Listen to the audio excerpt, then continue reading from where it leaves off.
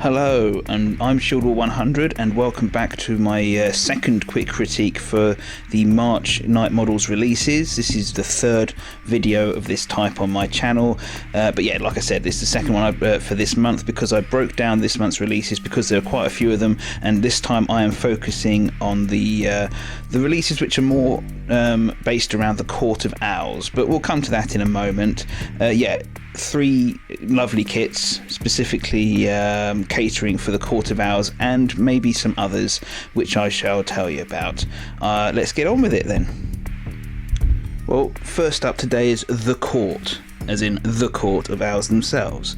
If you've got the Court of Owls back box, you'll have Lincoln March as your established leader to start with, and as my channel has shown in the game reports, he's no slouch himself. He's quite useful. He can keep up with the Talons, your henchmen, and inspire them in order to get those vital suspect markers down to mark enemy as prey, etc. The Court is the other big leader model for 3rd edition for this crew. You can still use the original High Court member and High Court lady as well, but maybe they've been moved on a little bit from now, and this is a much more realistic depiction of how the court would be represented on the tabletop. And I'm not referring to that controversial seat that they've got being given there either. This version of the court represents, like Oracle or the Riddler, an off-table influence watching from above. Maybe they've hacked into the CCTV of Gotham City, or they've got agents and spies everywhere telling them what's going on. Either way, this model represents a counter, it representing their sphere of influence on the board, and it's a very lovely one at that. So let's have a quick look at them. Yep, so it's 4 lovely sculpted models. No filling required whatsoever on these guys. Nothing sneaky around the back which you need to worry about as far as I'm aware. Yes, it's 4 great models on a single base. Justifiable that it's on a large base with 4 of them this time. I hope everyone will agree.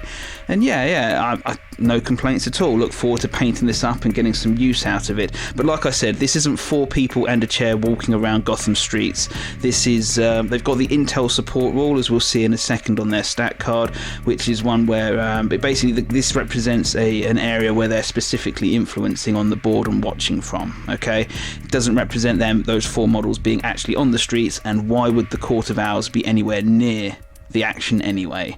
Why would they put themselves up for exposure? Okay, let's have a look at their stat card. Here we go. Let's pop that there and move here and stand up so I can get a better look. So there you go, 50 points, cheap leader, 6'5" for willpower and endurance, doesn't really matter. Intel support, if you recall, means that every time one of your suspect markers gets revealed by the enemy, you lose a point of endurance. And once that goes to 0, you pick the model up off the board, and in future turns you can bring them back up by sacrificing one of your Audacity tokens. Really not that big a deal, to be perfectly honest, not massively anyway, and 5 seems to be the standard for models with Intel support in terms of endurance, so I don't know if we'll ever see anything different. The attack and defense really doesn't matter. Models with Intel support cannot be targeted, obviously, if they're not on the board. The strength, interestingly, the movement 0 there, that's an interesting one, meaning that these guys, uniquely even for models with Intel support, are actually stationary on the board once they're placed, but we'll come to that in just a tiny little while. So yes, like I said, 50 points is very cheap, so you wouldn't be expecting much, and they don't go around killing things, so that's fair enough. But what they do is they buff and debuff models on the board. So as you can see, there's their interesting traits, which is what this is all about. Hidden there basically means that they are placed anywhere on the board at the beginning of the game, so that's useful as long as they're out of line of sight. So yeah, that's cool. What you'll be doing is looking for ways to help for this leader to specifically help your Talons achieve their objectives and score cards, and that's going to be how they help mark people as prey. So you're going to be looking at how they help with putting down suspect markers mainly. And if they're further forward up the pitch, then they're going to be helping to inspire your henchmen. So you just got to be a bit canny where you put these guys. Somewhere nice and central will help you inspire your henchmen, etc., etc. But let's have a quick look at the card. So yeah, Boss's Orders gives your Talons a bit of a buff when they're within how far? 8 inches, so quite a healthy bubble. 8 inches gives them a +1 to their attack rolls. Obviously can only be hired by the Court of Owls crew. Demotivate and Goad are useful things to annoy your opponent with. Being able to move your opponent's models around is really useful in the Court of Owls, trust me. It helps with the prey markers, etc, etc. Enemies of the court, where's that one? Ah yes, here you go. Yeah, every time an enemy model prey is removed as a casualty, interrupt the activation to perform immediate form of free special action other than Shadowed Perch, which I haven't told you about yet. So yes, so Demotivate, Boss's Orders or Goad can be brought out for free if you kill an enemy model in the turn. So yeah, that's useful. You can get some use out of the court even if you don't give them audacity. Helps you save the audacity for the actual assassins in your team. Yes, Shadowed Perch is the really useful one, which you don't want to miss out on, because for a special action, it's a simple, very short little thing. Place this model within 4 inches of a friendly owl marker. Now that's how you're going to be moving this this model around the board. And yeah, since you can use, if you give them audacity, for example, you move them with Shadowed Perch. You then use your tactical action to put down a suspect marker, and that may well be close enough to an opponent to mark them as prey immediately. Within the first turn, for example. That's really useful. Gives your crew something to chew on. Means your opponent can't hide forever. That kind of thing. Very different to Lincoln March. You has to go and sort of like hunt down the enemy himself. Not bad at all, but he is much more expensive.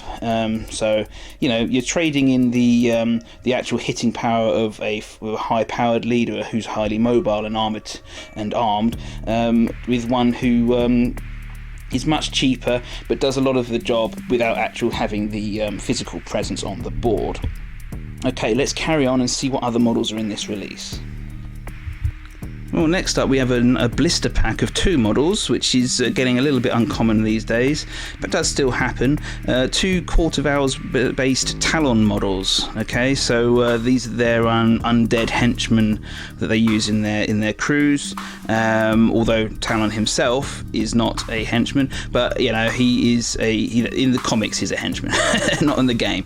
But yeah, 2 lovely models, as you can see here. I'll just show you Dementor, who's the first one, very much the antagonist of a horror story.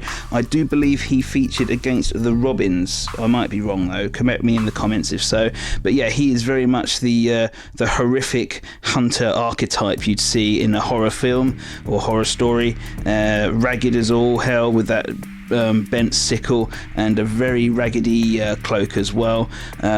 Yes, really nice model, looks the part very much so. Talon here himself, aka Calvin Rose, has actually had his own run of comics at one point. He represents one of the Talons who has tried to break free from the Court of Owls, I think. Didn't read the comics.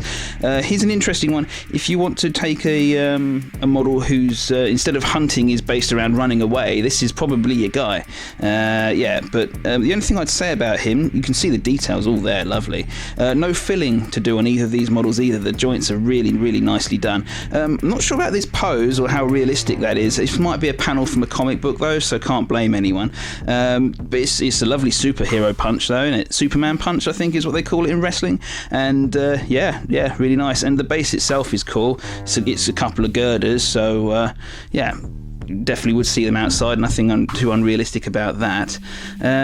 So really nice. Like I said, no filling to do, just a little bit on Dementor's base for the slaughter. No one's really going to be surprised about that. But let's move on to their rules. So both these models are 60 points, as I'll show you in just a second. So let's just stand up. So yeah, you can potentially interchange them from one game to the other, although Dementor being a henchman and Talon being a free agent means you could use both of them. Talon here is more like a replacement for the Gotham Butcher, interestingly enough. I can't remember how many points Gotham Butcher is, but he's more than 60. But yeah, like I said, Talon here, if you take him instead of Gotham Butcher, then you're giving up a lot of killing power in a gigantic bullet magnet model for this guy, who is much more mobile and hitty. Not hit. He does more sort of stun damage than the blood damage that the Gotham Butcher would pretty much put out. As you can see, he's got reinforced gloves as well as the Talon knife. So Yeah, it's an interesting one. Having a model that can do stun damage in the Court of Owls crew, it does make some interesting little game dynamics come about, because when you're fighting a crew like the Court of Owls or the League of Assassins, which mainly deals in blood damage, you can just freely effort to your heart's content, knowing that they're only going to be doing blood damage to you. Meanwhile, Talon comes along, or Lady Shiva, for example, for League of Assassins, and all of a sudden all those efforts you've put in come back to haunt you, because it makes it much easier to knock you out. And it could potentially be the same for Calvin Rose here. Although I did look at the Court of Owls deck for scoring cards, and the one they've got released at the moment, which I know is up for review, so don't crucify me on this. It bases itself mostly around taking enemies out as casualties rather than knocking them out. So he won't help you score in that regard. But Talon here does come with his own objective card in the deck, which does really give you 3 points just for surviving. And with the Court of Owls, you can survive a lot. So yeah, he's good on that score. In terms of his rules, you can see Acrobat. Escape Artist gives him a move when he knocks a model out, I think. Is it when he knocks someone out? After resolving an enemy attack against his model, as long as it was not made knocked out or casualty, it may move up to 4 inches. So yes, he can move as long as he's not. As soon as someone attacks him, as long as he's not KO'd, he can move again. That's pretty useful. Runaway stops him being arrested. Scout, stealth, really useful as well. Weakness to cold, standard. Reanimated Owl, this has actually got the updated version of that rule on here, so that's pretty useful. I'll actually just show it to you, because it's going to go into the into the compendium at some point. But instead of just giving you a bonus to waking up from KO, this one actually means you automatically remove 1 damage marker during the first step of the recount phase each turn. That will automatically wake you up from knockdown, or take one of your blood tokens off, either way, whichever you need. That's a massive buff for the Court of Owls Talons models. Yeah. So yeah, that's really potentially quite sick. I mean, automatically waking up from knockdown, from knockout, and just being able to get rid of blood markers. Big bonus for the Court of Owls. Bit of a buff. Very in character with the abilities that their Talons show in the comics as well. So yeah. But yeah, his stats are pretty standard for free agent sort of thing. As you can also see, he can also work for the Batman crew, representing his later role, I guess, once his series is done and dusted, perhaps.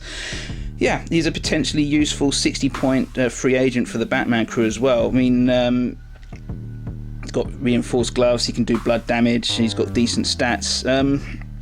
Good potential there. If you quite like the character, because you read him in the comics, then I can't see you being too shortchanged by his version here.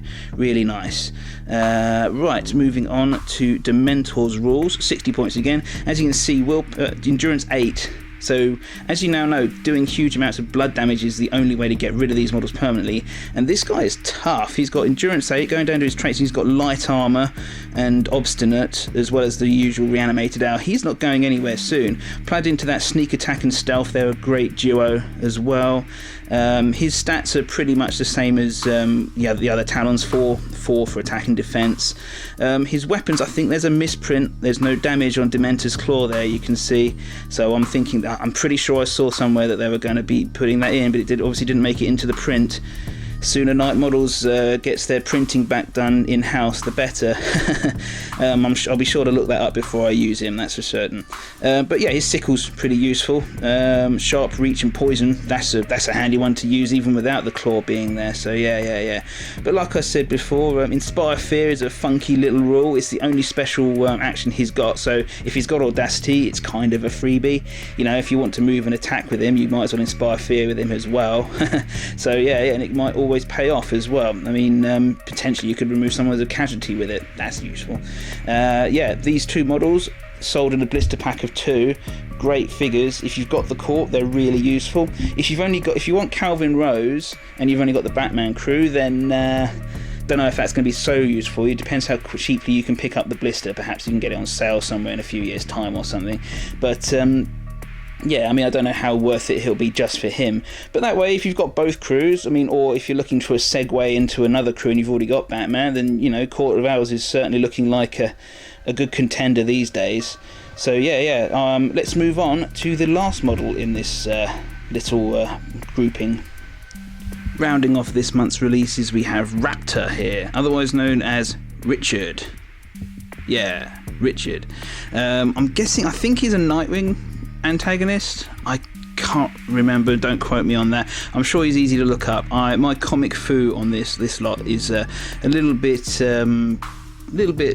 difficult. They're having to really go into the extras for the Court of Owls to find them. Anyway, this guy, interestingly, is not one of the Talons.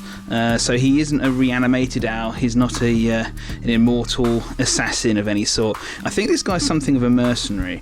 And yeah, he's a great model though, isn't he? Interestingly enough, of all this month's releases, which had very little filling to do, this is the guy with the most work that I had to put in. I don't think I made any mistakes, but yeah, I mean, if I just pick him up, then you'll be able to see. I mean, it's not much in the grand scheme of things, but there's a little bit. You can see, hang on, bring it into focus. Focus, Timothy, please. There we go. You can see in his arm there and around this leg, tiny little bit of filling, but it was a gap that I couldn't allow to stand. The pose is interesting. Portable curtain, very cool. I like the claw marks down it though. Come on, focus in. There you go. You see the claw marks down the curtain. Really nice. Helps you line up where the arm's supposed to go as well. Yes. And yeah, I mean, obviously, if you were really upset about there being a curtain there, this model obviously is separate from the curtain part of the base, and you could have him hanging off a portable piece of wall or a bit of scaffolding if you want to, have him very outside, bait focused.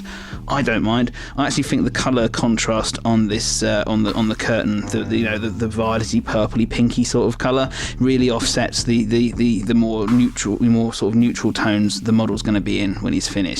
But yeah, he's a really nice model, a useful addition to your crew. Interestingly enough, this guy is not only a Court of Owls mercenary, he also has the Cults affiliation as well. So yeah, cultish affiliation means that he'll work for Cobra. I think it says he's a Cobra cultist on his stat card, but also any other cults that come along, he'll be able to be recruited by them as a free agent. But let's just have a look at his stat card, just to round off this little collection. Again, 60 rep has come up again and again this time. He again slots in quite neatly into a Court of Owls crew because a lot of their models are around about this threshold. Willpower 6, Endurance 7, pretty useful. Free agent, as you can see, there's the Cult and Owls affiliation markers. Again, the pretty standard fighter's stat line for someone who's above, your street thug henchman type, but he's not your Batman levels or anything like that. But he can certainly hold his own. He'll be difficult to take down by anyone in one round of combat or shooting, really. So yeah, he's got the endurance to start. But bear in mind, he's not a reanimated owl. He doesn't have armor. He has very little defensively going for him in terms of stats or armor or whatever. So don't hang him around in front of a gun line or anything. Interestingly, his claw there, sharp and enervating 1, is an interesting stat line for a close combat weapon. Certainly means that your opponent's effort limit will be reduced every time he hits. When he hits them, that's useful. Split damage could be difficult for people to pass these days. There's a lot of people who like the double stun or double blood, but yeah, split damage I think is something that should still be in there because it really helps to differentiate models. And it's I think this is a hunter by the look of him, just from his pose, etc. So I think he should be wearing people down, etc.